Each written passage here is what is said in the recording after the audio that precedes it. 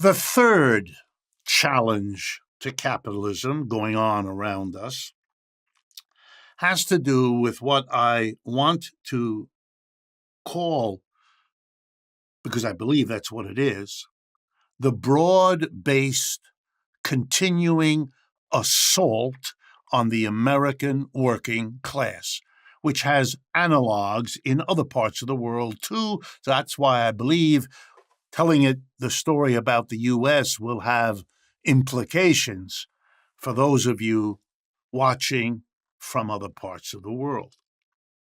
The last 5 years have been extraordinary in their assault.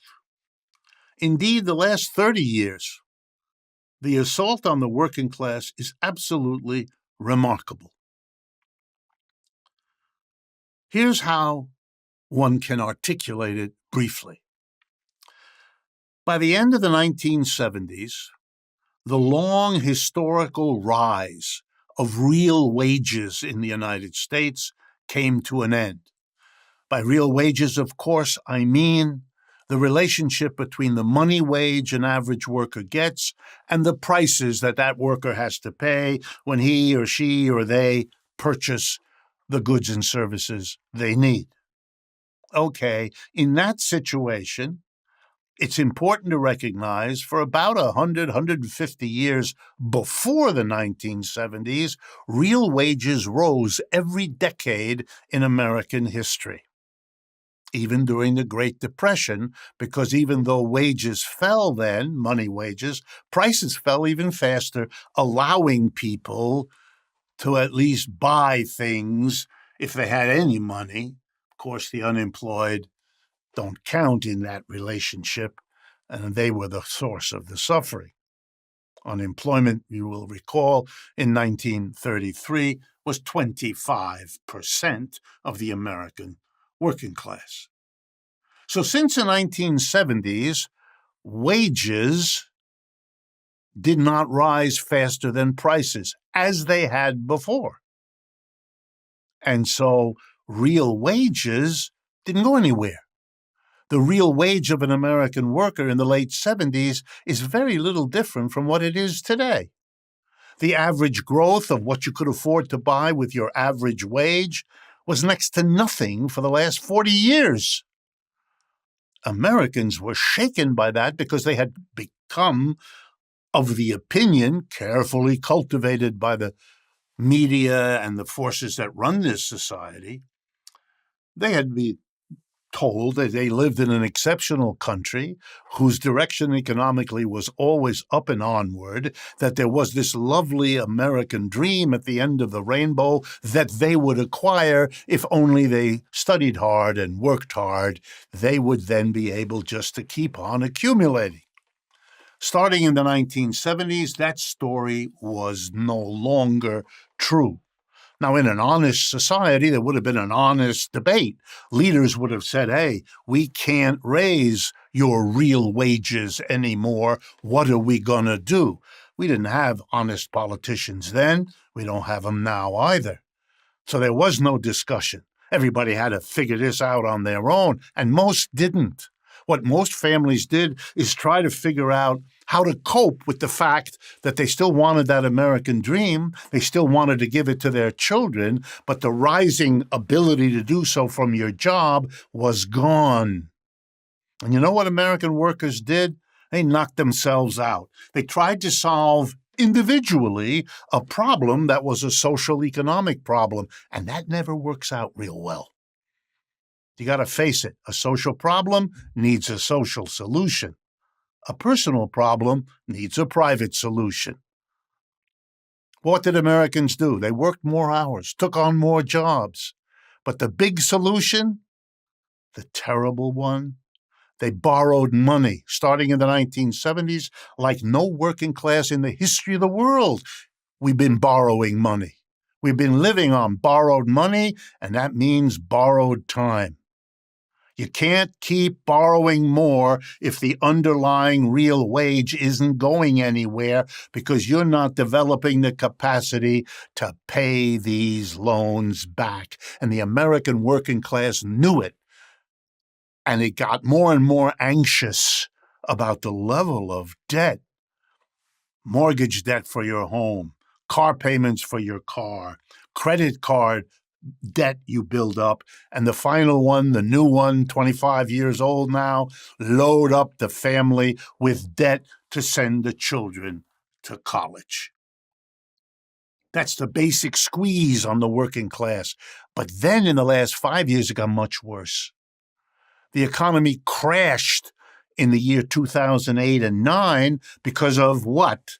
Subprime mortgage. That's a fancy way of saying people couldn't carry their debts.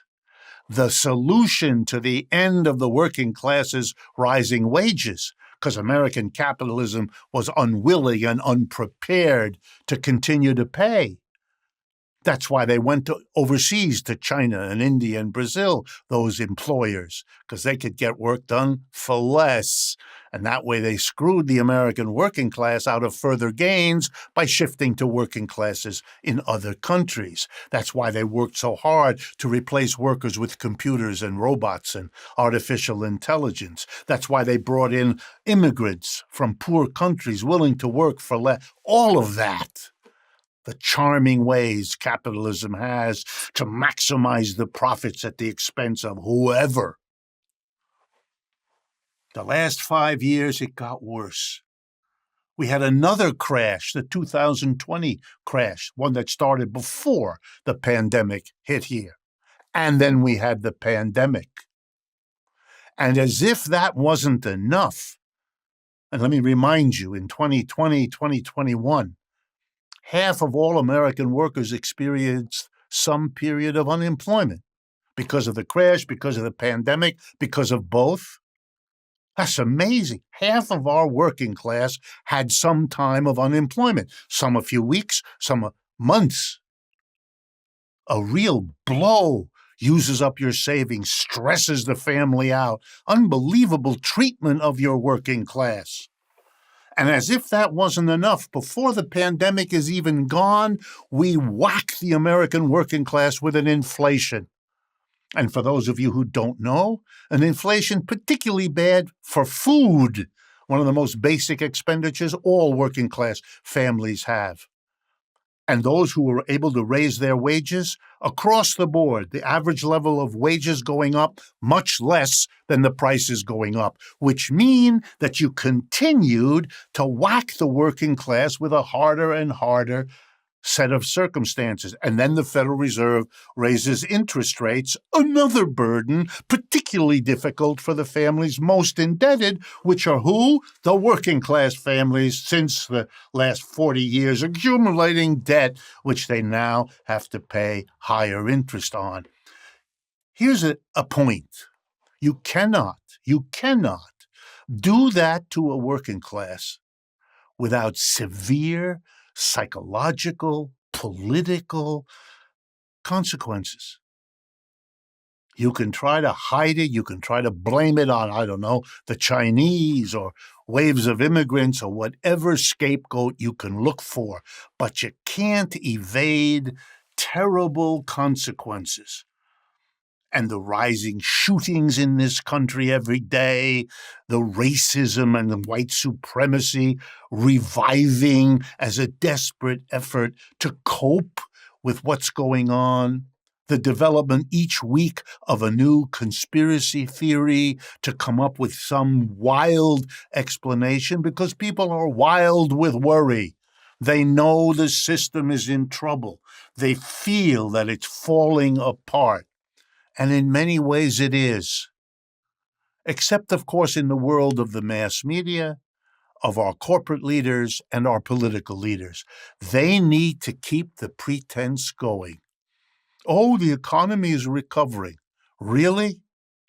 We have a higher percentage of people living with their parents and grandparents than we have had in decades. The polls all indicate that more than half the American people feel the country is going in the wrong direction and feel that, quote, things are falling apart. And in all of this horrible experience of the working class, nothing should be surprising about this fact. those who are criticizing capitalism are getting an audience the likes of which they have not seen for nearly a century. Should surprise no one. Capitalism has not solved its problems. It's bringing them back to us big time.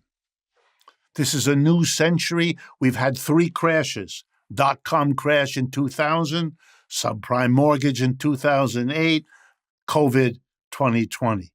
Every 4 to 7 years in the 20th century, right on schedule in the 21st. All the apparatuses of capitalism, monetary policy, fiscal policy, the Federal Reserve, the tax and spend programs, the Congress, the chairman and vice chairman of the Council of Economic Advisors, all the brain power capitalism can mobilize cannot stop its instability. And the enormous cost it takes out of the working class, because those at the top spend their efforts making sure that the instability of capitalism doesn't impact them. It impacts the workers thrown out of work. It impacts the mass of working class people who face the inflation in the supermarket every day.